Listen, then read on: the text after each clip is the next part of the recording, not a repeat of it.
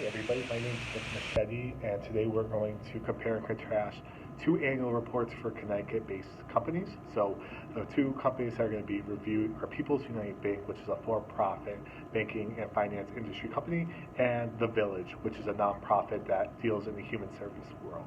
So two vastly different companies that we're going to be taking a look at. So going from the top, every annual report is going to have a cover page. What's generally included is a logo and a statement. You'll sometimes see some pictures. So a little bit of a difference here. People's United has a logo in their classic statement, what know-how can do, whereas the Village has a statement, large picture, and their logo. I think overall the Village had a cleaner cover page just because of the picture, while as People's United was a little bit bare. That would just be my opinion, just based off of looking at the two. The next step after the cover page is generally a presidential statement. This allows the president just to talk really briefly, gives a small synopsis of what is to come in terms of those challenges and successes, kind of going into what an annual report actually is, just in a really small capacity. So for People's United, there's a lot of good information, went into detail about enhancing profitability, expanding into New York, creating long-term shareholder value, and just things to expect moving forward. Whereas the Village really didn't get too much into operations. They just spoke of the changes in healthcare landscape, how that may impact their clients, also detailing how to expand behavioral health for adults, and then just the road ahead. I would like the Villages to be more detailed, whereas I thought People's United was a little bit too detailed. They could have took some things out. I don't think it necessarily built value for people reading it, whereas the Village didn't have enough value at that point.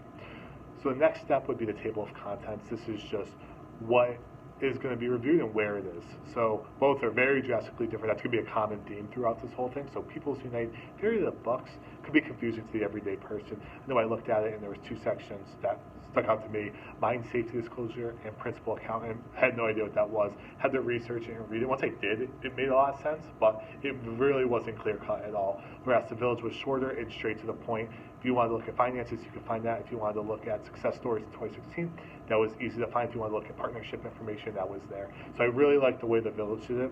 I thought it was much more straightforward and easy to read. Next step in the process, going into mission statements, really what they look up to do is describe the value of the company. So the Village's mission statement is to build a community of strong, healthy families who protect and nurture children, whereas People's United, this is a little bit tricky because they don't actually have a mission statement in their annual report. I was a little upset about this. The only closest thing I could find was the company's goal of helping clients achieve financial success, whereas when you go on their website, you see a commitment for customers, delivering outstanding results, succeeding together in a community partnership. So really would like to see that be included in the actual report. I think it would help to build value and enlighten people just reading like what the actual value is, like what are they bringing to the table that maybe their competitors won't. Next step in the process is going to be the narrative section. So we're going to start with the Village. So big thing is it's nonprofit. As we dive further in these reports, that's going to be really important. So what we learned is that in 2015, the Village served over 15,000 clients. They achieved a joint commissioner accreditation, pretty much as a gold seal of approval, helps step themselves apart from the competition. Promising outlook for next year as well. They're looking to expand their psychology intern programs, create classroom activities, and train other states in early assessment. And also talked about community support and outreach, which is really important in the nonprofit world. Again, big difference from People's United, which is a for-profit. So what we learned is there was a net increase of 8% from the prior year. There's also a pending acquisition of Suffolk Bancorp, and they just recently acquired Gerstein Fisher. So really going back to getting in those New York markets, you got to see that a little bit here, which I did enjoy. Also went into profit factors and things that worked. Also talking about what benefited them from their competition. A big thing is People's United's competition is getting bought out by bigger banks. Well, they're not. So it helps them thrive in the market that they're in. Also ending with talking about charity.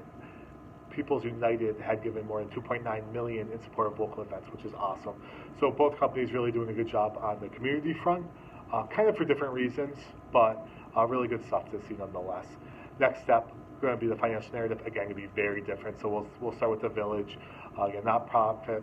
They're going to rely heavily on funding. So their funding would come from state and federal funds, program contracts, fees, grants, things of that nature. You know, they really are dependent on that. They're not looking at a product coming in and profits coming out. They're looking at what we need to actually do what we've set out to do. Whereas People's United financial narratives a little bit different.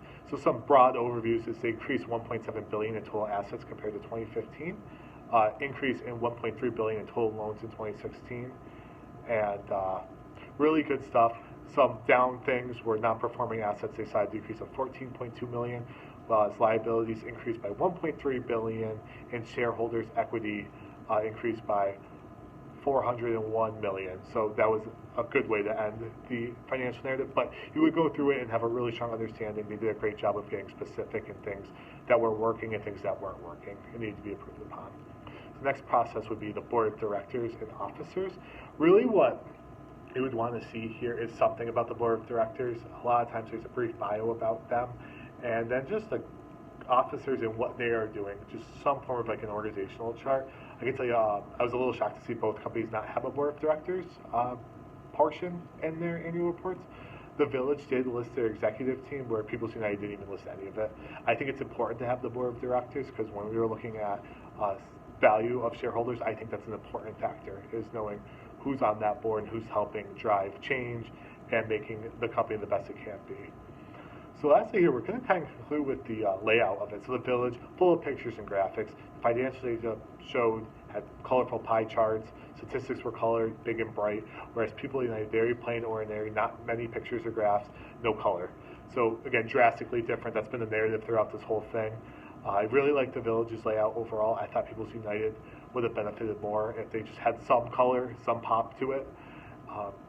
Really at that point, kind of wrapping it up here, what we learned is there's two different companies with two vastly different reports. In a nutshell, they both kind of covered the same information.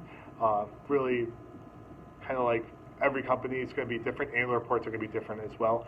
It's going to vary based off the company itself and the industry, and not one annual report is going to be the same as the other. So I hope you all watching this learned a little bit about these two companies. I appreciate you taking the time. Have a great day.